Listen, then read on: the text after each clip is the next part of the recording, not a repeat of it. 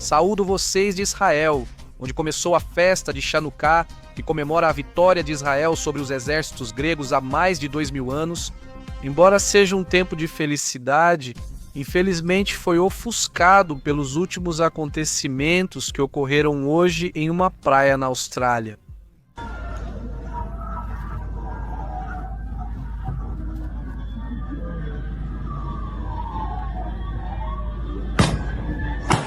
E que foi marcado por sangue durante um evento organizado pela comunidade judaica, justamente por ocasião do acendimento das velas da festa de Chanukah.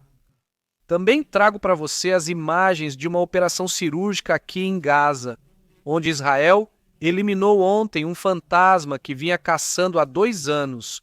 E em terceiro lugar, os vídeos emocionantes que o exército de Israel recuperou de alguns computadores, de algumas câmeras. Não. Túnel de Gaza, onde se vê 6 dos sequestrados israelenses que depois foram eliminados. Eles foram filmados enquanto acendiam as velas desta festa de Hanukkah há 2 anos.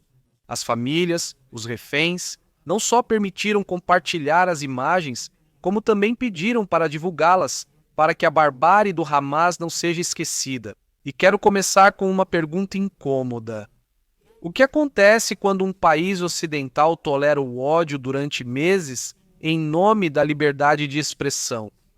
Não sei qual é a sua opinião sobre essa pergunta, mas faz parte da resposta. Hoje ele está em um necrotério em Sydney, então vamos para Bondi Beach.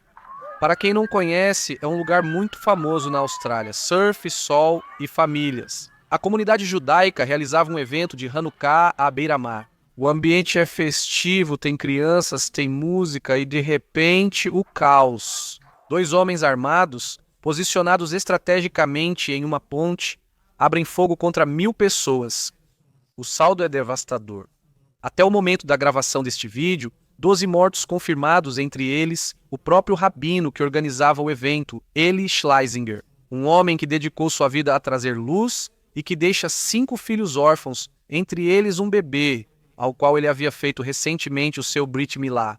A circuncisão dele pode ser vista nas imagens. A polícia de Nova Gales do Sul acrescentou que outras 29 pessoas até o momento da gravação deste vídeo ficaram feridas, incluindo 2 policiais. Certo, vamos aos detalhes.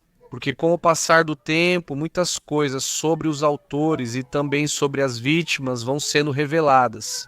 Entre eles está Alex Kleiman. Alex era um sobrevivente do Holocausto, quero que vocês processem essa ironia histórica. Alex sobreviveu aos nazistas quando era criança, suportou o frio, a fome e a perseguição na Europa. E 80 anos depois, em 2025, em um país livre e democrático como a Austrália, ele morre com um tiro na cabeça. Vocês sabem por que ele morreu? Não foi por fugir, ele morreu.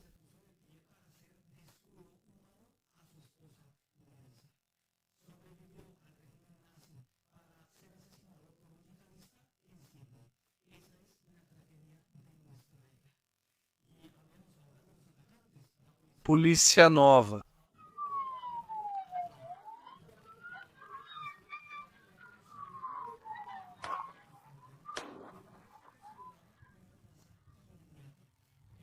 O liga assim obedi. Que este pego, por mais que o ouvinte lositer de...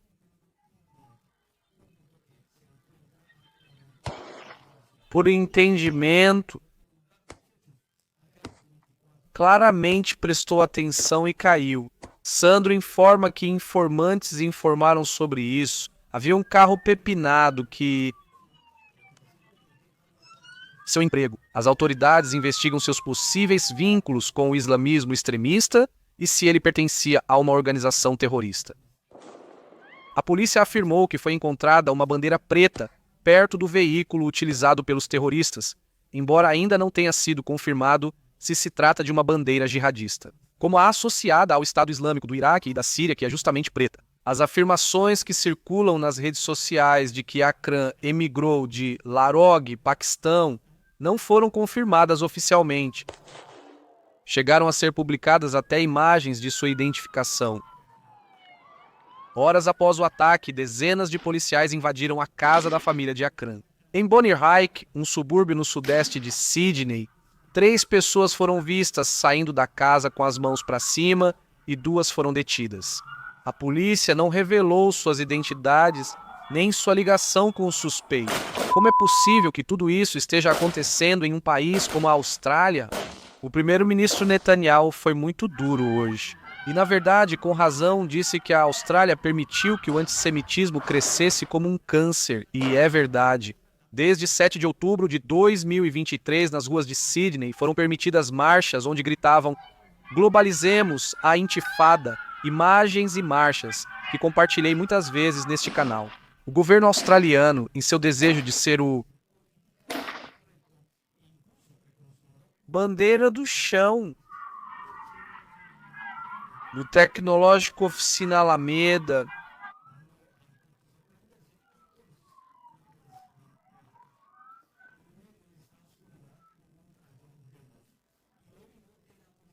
IDIC Functionality Exploits Gem Alameda.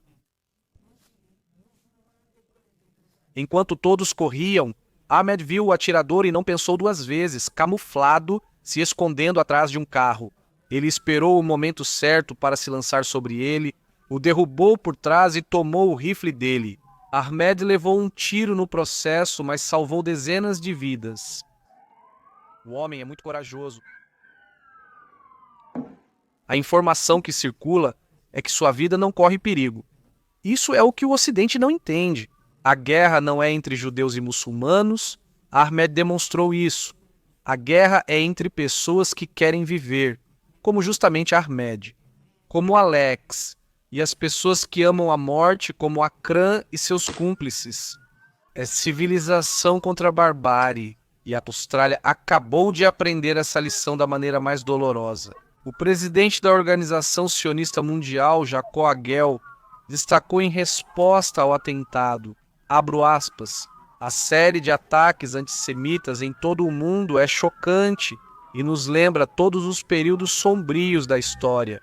Desde 7 de outubro, estourou uma guerra não só contra o Estado de Israel, mas contra todos os judeus do mundo, que se tornaram o 8º fronte desta guerra."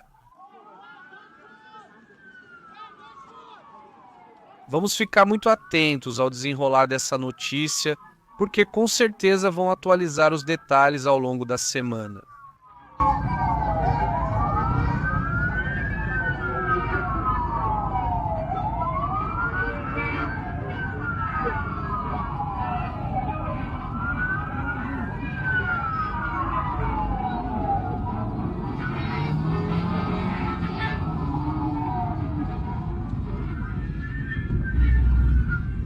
Enquanto a Austrália chora, Israel age. Ontem, sábado, as forças de defesa de Israel agiram e deixaram diplomatas em Washington e na Europa apreensivos, enquanto aguardam a próxima fase do acordo entre Israel e Hamas. Em meio a uma trégua frágil, na verdade, Israel lançou um ataque de precisão. No bairro Al-Nabulsia, em Gaza, um drone atirou contra um veículo. O alvo? Hatzat. Vocês não conhecem esse nome, mas deveriam. Hatzat não era um soldado comum, ele era o chefe de operações do Hamas, o número 2 de toda a estrutura militar. Mas mais importante ainda, a inteligência israelense aponta ele como o autor intelectual do documento Muro de Jericó. Lembram? Esse documento foi o plano mestre escrito anos antes, que também foi elaborado pelo próprio Sinwar, e que detalhava exatamente como invadir Israel em 7 de outubro. Os planadores, os tratores, os sequestros, tudo saiu da cabeça dele. Em parte desse homem, o sangue de 1.200 israelenses estava na tinta da sua caneta. Agora eu sei o que muitos críticos vão dizer, Ari, mas como é possível atacar? Agora mesmo, há uma trégua em vigor. Israel está provocando, está até mesmo rompendo essa trégua. Então vamos esclarecer algo e colocar isso em contexto. De fato, há uma trégua, mas é só isso. Existe inteligência israelense que rastreia dia e noite, 24 horas por dia, as altas lideranças de Gaza, Obviamente, quando eles aparecem, pois estavam monitorando Saad, descobriram que Saad não estava descansando durante a trégua. Ele estava usando a pausa para rearmar os batalhões e planejar uma nova onda de ataques. Estava reconstruindo a máquina militar. Quando o inimigo usa um cessar-fogo para carregar a arma que vai disparar amanhã, eliminá-lo não é uma violação da trégua, é autodefesa preventiva. Israel esperou o momento perfeito para minimizar danos colaterais e conseguiu. Apenas ele e seus seguranças foram eliminados. E quero contar um detalhe humano que impactou bastante. O operador do drone que disparou o míssil deu uma entrevista anônima justamente hoje. É um rapaz de 26 anos chamado Capitão A. Obviamente não é um nome real. Em parte de sua declaração, contou que recebeu a ordem de eliminar o segundo no comando do Hamas e que se sentiu muito orgulhoso pela missão cumprida. 2 horas depois, ele estava em Tel Aviv comendo hambúrgueres com seus amigos e assistindo futebol. E esse detalhe de estar comendo hambúrgueres e assistindo futebol pode parecer frio, mas pense bem, é a essência de Israel. Israel não mata por prazer. Aqui em Israel não se distribuem doces nas ruas. Quando um inimigo morre, como eles fazem, como eles comemoram, aqui se faz o trabalho sujo, eliminando o monstro, eliminando o terror, e simplesmente se tenta voltar a ter uma vida normal. Esse desligamento é a saúde mental do povo de Israel.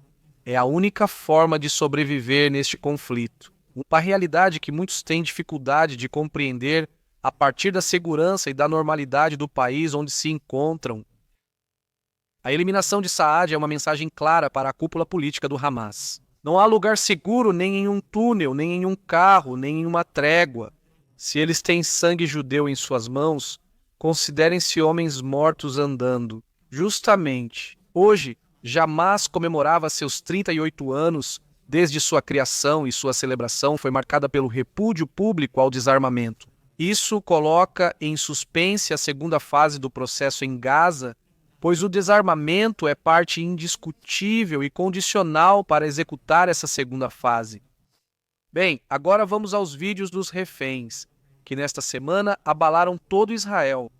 Há alguns dias, o exército e as famílias dos reféns tomaram a decisão de publicar esses vídeos inéditos. Esse material foi recuperado de uma câmera do Hamas em um túnel de Rafa. Os vídeos têm data de dezembro de 2023, exatamente há 2 anos, durante a festividade de Hanukkah. Na imagem vemos 6 rostos já bem conhecidos. Do dia de hoje, do dia de hoje, de hoje, do dia de hoje, do dia de hoje.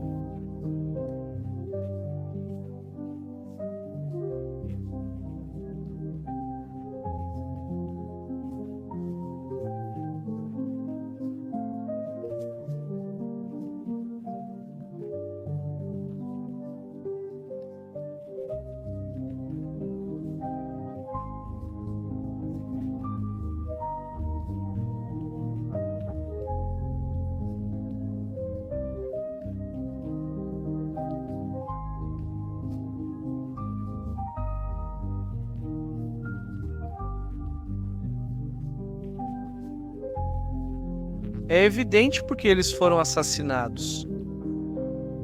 Nós já conhecemos o final de todo esse drama, sabemos que eles sobreviveram àquele inverno, sobreviveram à primavera, e sabe-se que em agosto de 2024, 8 meses depois de gravar esse vídeo, quando as tropas das Forças de Defesa de Israel estavam próximas porque já os tinham identificado, seus captores olharam nos olhos deles e simplesmente os fuzilaram a queima-roupa e sangue frio.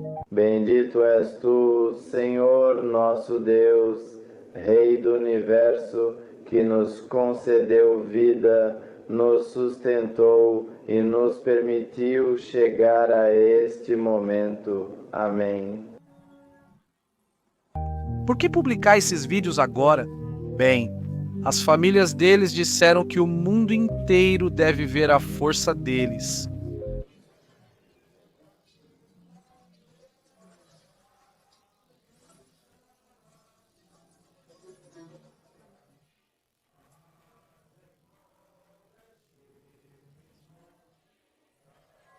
Shanukat Hamis Beach, Hastigmor Bishir Mismor, Shanukat Hamis Beach. Evidentemente, há uma mensagem clara. Vejam o contraste. Em Sydney, homens livres, com todas as oportunidades do mundo, escolheram a escuridão e mataram inocentes em Gaza. Jovens sequestrados no inferno mais profundo escolheram a luz, mantiveram sua identidade judaica, sua fé e sua esperança até o último momento. Hamas gravou esses vídeos para zombar, para fazer propaganda psicológica. Mas o tiro saiu pela culatra, como se diz, porque o que vemos hoje não é humilhação, é dignidade. É a prova de que podem sequestrar nossos corpos, mas não podem sequestrar nossa alma. É a prova da crueldade, do cinismo e da barbárie dos terroristas que não apenas levantam suas bandeiras palestinas em Gaza como símbolo, não de resistência, como muitos acreditam e como muitos apoiam em suas marchas pró-palestinas, mas não é resistência, isso é terror. Então, os vídeos dos 6 sequestrados, hoje isso é a gasolina moral de todo Israel, quando perguntam por que Israel continua lutando, por que não aceita qualquer acordo que implique que o Hamas permaneça e dar uma chance para isso. É justamente por causa deles, porque Herz acendeu essa vela acreditando que iriam procurá-lo, salvá-lo. Tenho certeza de que esse foi o desejo dele e dos seus 5 companheiros.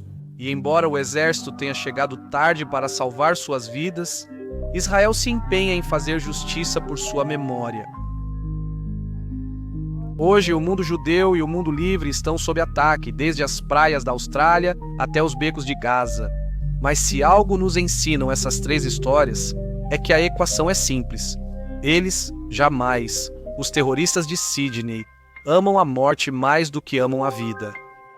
Nós, Alex Kleiman, o capitão do drone Herz no túnel antes de ser assassinado, e você que está me assistindo, santificamos a vida. Israel recuperou 27 corpos dos reféns que foram assassinados. Falta apenas um, o sargento Ren Billy. Jamais diz que está sob escombros, que precisa de maquinário pesado, depois diz que eles não têm isso. Simples desculpas depois da eliminação. Hoje de raça sabem que Israel está de olho em todos eles, o que sela seu destino imediato de permanecer na escuridão de seus túneis de terror. Os túneis que um dia usaram para esconder os sequestrados, enquanto eles desfilavam por toda Gaza, hoje esses túneis são seus próprios esgotos, e Israel não vai parar até trazer seu último filho para casa. Não vá embora sem deixar seu like, compartilhe este vídeo, nos vemos.